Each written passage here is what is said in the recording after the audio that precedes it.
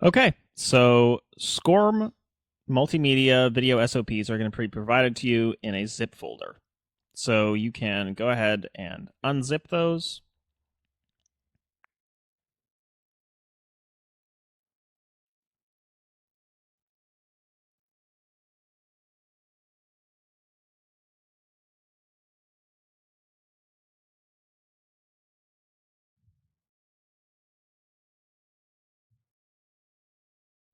And now what you'll see is inside this zip folder, there are 3 subfolders and 2 HTML files.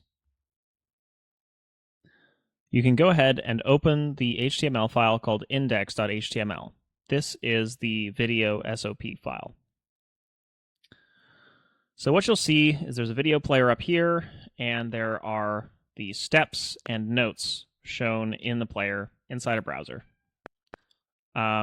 You'll see that the file location is in the C drive, which means this is not connected to the internet. It is referencing those other files in that folder you just unzipped.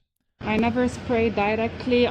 When you click on a step, it moves the carrot of the video directly to that step so that you can watch exactly what the author means as per the text. It's completely self-contained, and you can open this on any Windows computer.